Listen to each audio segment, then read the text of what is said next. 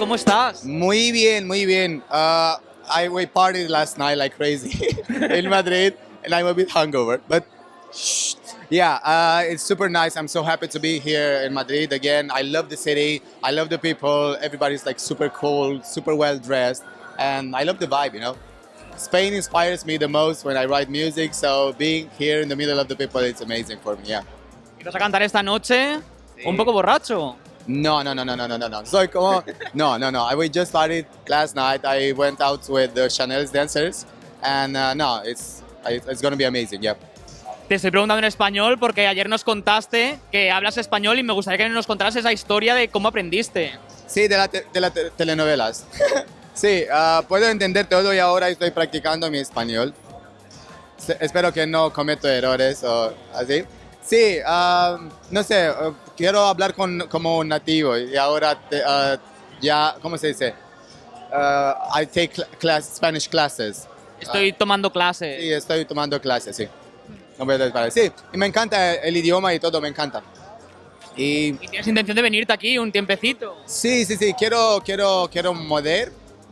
¿no? Mudar, sí, quiero mudar aquí. Me encanta Madrid, me encanta Barcelona y quiero ver el sur también. Muy bien. Sí. ¿Qué te pareció ayer la sorpresa de Chanel, que nadie la esperaba aquí? Oh, I saw her and we were like, Chanel. I mean, I love her energy, and I'm super lucky to call her my friend, you know? Yeah, she was, I saw her and I was like, no, I saw her manager, and I was like, I saw him outside, and I was with Ronella, and he told us, I'm going home because I'm super tired. And after 15 minutes, he was here with Chanel, and we were like, liar. Yeah, that was super fun. Yeah. ¿Qué te parece Slow Mo? ¿Tiene posibilidades de ganar o de quedar en un top 5? No sé, me encanta la canción, me encanta y espero todo, ¿cómo se dice? I wish all the best for Chanel. Que le deseo lo mejor. Sí. And for me also, you know. Yeah, I cannot wait to perform in Turin, and it's going to be amazing. I'm so happy for everything that's happening for me here. ¿Nos cantarías un poquito de Slow Mo con Llámame, una fusión? Ay, that's a nice idea. Yeah, maybe we're going to do a song together. I know. That would be amazing, isn't it? Yeah.